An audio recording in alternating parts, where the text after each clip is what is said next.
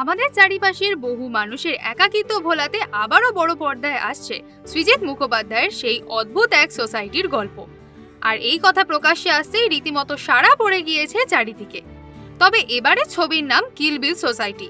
আজ আমরা চলে এসেছি এই ছবিরই মিউজিক লঞ্চে। চলুন দেখে নিই কেমন চলছে মিউজিক লঞ্চের অনুষ্ঠান।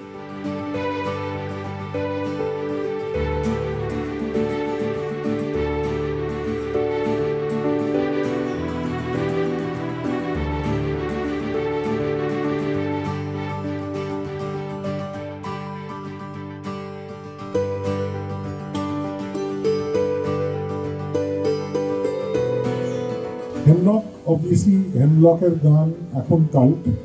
প্রবলেম হচ্ছে যে আমরা একটু লেটে কাল্ট করি গানগুলোকে বা অ্যালবামগুলোকে বা ছবিগুলোকে, যেটা অনুপম বললো সব তখন যখন রিলিজ করেছিল সবাই বলেছে না 22-এর মতো হয়নি, যখন 22-এ রিলিজ করেছিল বলছে না অটোগ্রাফের ব্যাপারটা ঠিক।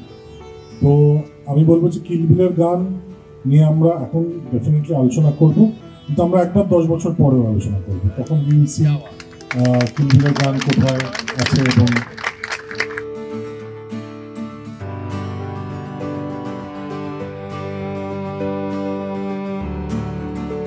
গভীর তো হয়েছে, কারণ যেটা বলছিলাম যে একটা গান সেটার লনজিভিটি, সেটা কালজয়ী হবে কি না সেটা সবসময় ইমিডিয়েটলি বোঝা যায় না। কিছু দিন পর সেটা গ্রো করে এবং আস্তে আস্তে সেটা কাল্ট ক্লাসিক হয়ে যায়। এরকম বহুবার হয়েছে আমার তো কিল বিলেরও আমার মনে হয় সেরকম হবে। এবং ওর সাথে আমার বোঝাপড়াটা খুব ভালো, যে ধরনের গান নতুন নিজেকে কন্টিনিউয়াসলি ভাঙে।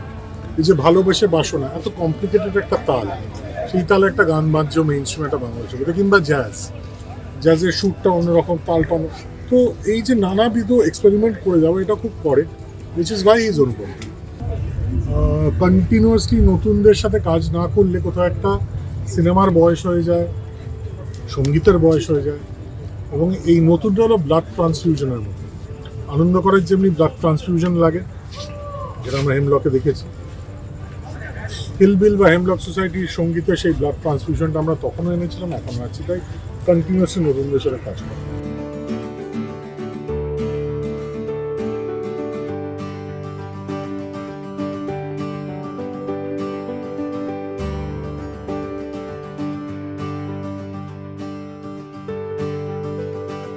আমার মনে হয় একটা গান যেটা আমার ক্যারেক্টার ইন্ট্রো, যেটা প্রথম রিলিজ হয় নেই তুমি আগের মতো, সেই গানটা এতটাই ব্যথা আর এতটাই ভাইরাল হয়েছে গানটা, যদি সোমনাথের গলা না থাকতো তাহলে আমার পেনটাও বেরিয়ে আসতো না।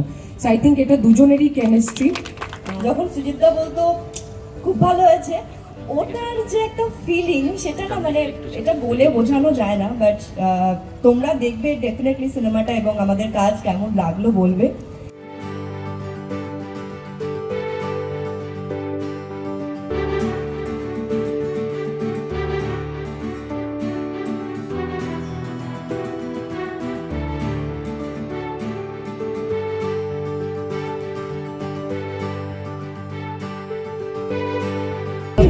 অফকোর্স ভালো লাগছে খুবই।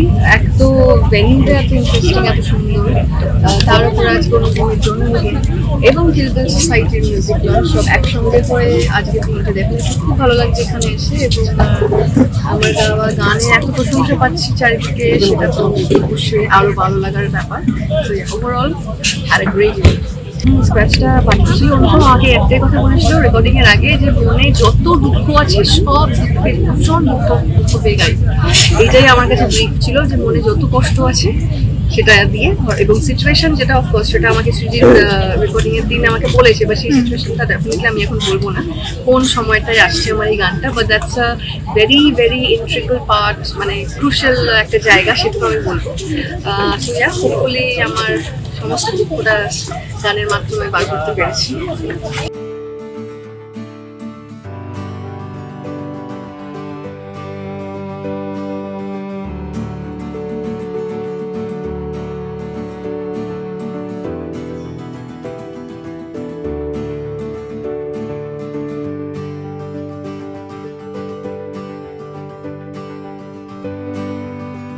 তো আমি প্রতিদিন রাত্রে বলি সবাইকে যে একটা কথা কখনো বলবেন না আমার কপাল খারাপ, কপাল যে কোনো সময় আপনার খুলে যেতে পারে। আপনাকে শুধু ওই স্রোতটার সঙ্গে থাকতে হবে, স্রোতে উতরাই চড়াই সব কিছু আপনার সঙ্গে থাকবে। কলকাতাকে শাসন করার জন্য যে কটা মানুষ সংস্কৃতি জগতে এসছে তার মধ্যে ভীষণভাবে একটা নাম সৃজিত মুখোপাধ্যায়। আমি শুধু লেগে থাকার ফল এই 25 বছরে কেমব্রিজ সোসাইটি, বাকিটা আপনারা দেখে বলবেন। থ্যাংক ইউ সৃজিত, তোমার ভালো হোক, আরও এগিয়ে যাও, আর ভালো ভালো ছবি ভাবো, আর মনে রেখো। দেখে নিলেন কিলবিল সোসাইটির মিউজিক লঞ্চের কিছু ঝলক। বহু অপেক্ষার পর আগামী 11 এপ্রিল প্রেক্ষাগৃহে মুক্তি পেতে চলেছে এই ছবিটি। আজকের এই ভিডিওটি কেমন লাগলো সেটা আমাদের কমেন্ট করে জানাতে ভুলবেন না, আর এরকমই আরও অনেক ভিডিও দেখার জন্য নজর রাখুন আমাদের চ্যানেলে।